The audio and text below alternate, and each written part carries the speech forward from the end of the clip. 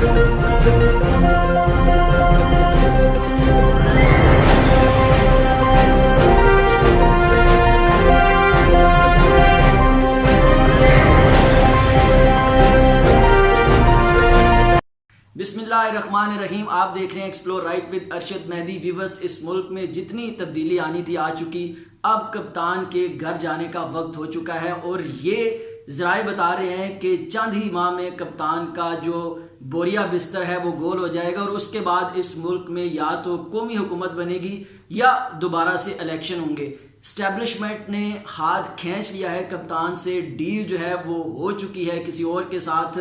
ये सब कैसे हुआ, स्टैब्लिशमेंट क्यों पीछे हटी, ये भी मैं आपको बताऊंगा। लेकिन पहले हम ये देख लेते हैं कि क्यों मैं आपको ये बता रहा हूँ कि कप्तान के जो है वो दिन ख़त्म हो चुके और उनकी हुकूमत जाने वाली है। आपको याद होगा कि रमज़ान के आखिरी अशरे में जब आर्मी चीफ जनरल कमर जवेद बाजवा सऊदी अरब गए तो वो वज़ीर आज़म से भी कबल वहाँ पे पहुँचे, जिसकी बुनियादी वजह ये थी कि सऊदी शहजादों की जानिब से उनको बुलाया गया था और साबिक़ वज़ीर आज़म नवाज शरीफ से मुतल्लिक़ कुछ अहम मामलात थे जो ज़ेर बहस आने थे, जो आए। और उसके बाद जब वापसी हुई आर्मी चीफ की और वज़ीर आज़म के वतन, और उसके बाद एक सऊदी शहजादे जो है उन्होंने लंदन में नवाज शरीफ से बड़ी लंबी चौड़ी मुलाकात की और उनको सारी तफसीलात से आगाह किया कि क्या बातचीत हुई, क्या डील हुई, क्या मामला तय हुए।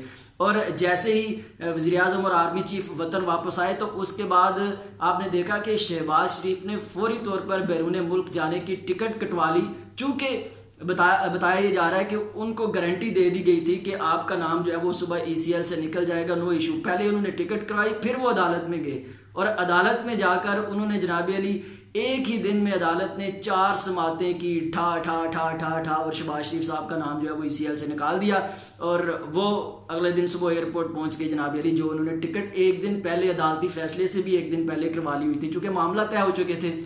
लेकिन जब एयरपोर्ट पर पहुंचे तो हुकूमत ने उनको ऑफलोड करवा दिया।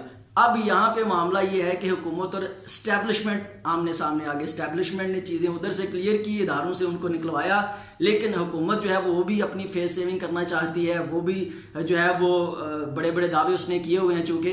तो फिर जब शहबाज शरीफ साहब घर वापस आ गए तो उसके बाद आपने देखा कि किस तरह से मरियम नवाज़ जो इतने दिनों से खामोश थी, जिन्होंने एक लफ्ज़ भी नहीं बोला था, फ़ौरन वो पहुंची जावेद लतीफ़ साहब के घर शेखुपुरा में और उधर जाके उन्होंने बताया जी गद्दार वो गद्दार ये, गद्दार ऐसा होता है, गद्दार वैसा होता है। यानी कि उन्होंने दोबारा से अपना वही बयानिया शुरू कर दिया और वही चीज़ें जो है वो की, इदारों को हिट किया और उनको बताया, उनको मैसेज दिया कि आपने जो डील करवाई थी, आपने जो मामला तय किए थे और आपने जो यकीन दहानियाँ करवाई थी वो तो नहीं हुई, वो तो मामला ख़राब हो गए, तो अब हम दोबारा वही करेंगे अगर ऐसा नहीं होगा तो।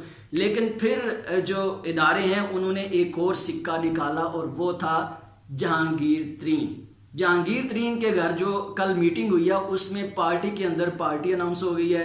तरीन साहब ने पंजाब में भी अपना पार्लिमानी लीडर अनाउंस कर दिया और कौमी असम्बली में भी पार्लिमानी लीडर अनाउंस कर दिया। हालांकि ऐसे होता नहीं है, एक पार्टी के 2-2 पार्लिमानी लीडर कैसे हो सकते हैं। अब बाकायदा ऐलान जंग जो है वो तरीन ग्रुप की जानब से किया गया है और जो अरकान है उन्होंने वाज़ेह तौर पर कह दिया कौन सा कप्तान, कौन सा वज़ीर आज़म। भाई हम तरीन को जानते हैं, तरीन के लिए पार्टी में आए थे, जब वो कहेंगे इस्तीफ़ा देंगे, जब वो कहेंगे वोट ऑफ नो कॉन्फिडेंस करेंगे।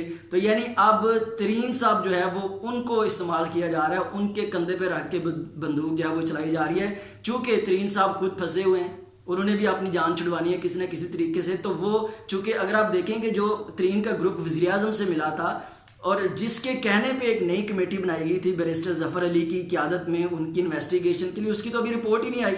तो फिर तरीन साहब ने क्यों जनाब अनाउंस कर दिया अचानक जो है वो अपना ग्रुप और पार्लिमानी लीडर और ये वो, इसका मतलब है मामला कहीं और से चल रहे हैं। लेकिन अब बात यहीं पे खत्म नहीं हुई। अब अगला जो मामला होने वाला है वो उस्मान बुज़दार के खिलाफ केसेस खुलने वाले हैं नैब में। नैब उनको बुलाएगी, उनकी पेशियाँ होंगी, उनकी गिरफ्तारी भी हो सकती है और जब बुज़दार साहब गिरफ्तार हो जाएंगे तो फिर डेफिनेटली पंजाब में बहरान आएगा और पंजाब में जब बहरान आएगा, पंजाब की हुकूमत गिरेगी तो PTI की हुकूमत का जो है वो सफाया होना शुरू हो जाएगा। तो ये सारे वो इशारे हैं जो बता रहे हैं कि मामला कहीं और जा चुके हैं, मामला तय हो चुके हैं और कप्तान जो हैं वो उनके पास अब वक्त नहीं बचा, उन्होंने जितनी तब्दीली लानी थी वो ला चुके।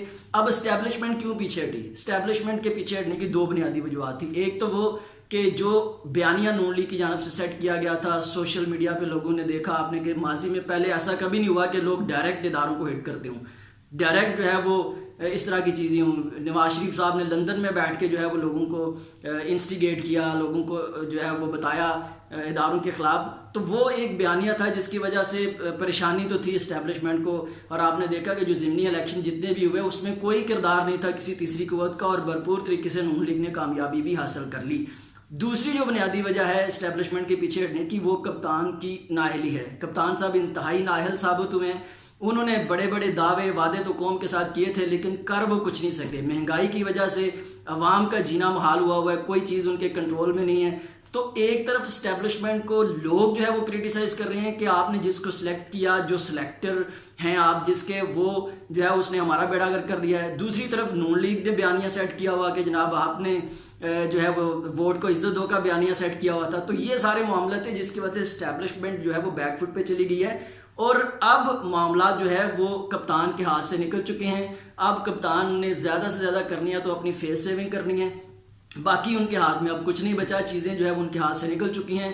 अब या तो ये कुछ लोगों का कहना है, ज़राए का कहना है कि कुछ 2-3 माह के अंदर अंदर जो है वो इस मुल्क में जो है वो कौमी हुकूमत अनाउंस कर दी जाएगी, या फिर उसके बाद कुछ वक्त बाद जो है वो इलेक्शन भी करवा दिए जाएंगे। ताहम कप्तान का जो बोरिया बिस्तर है वो गोल होने वाला है।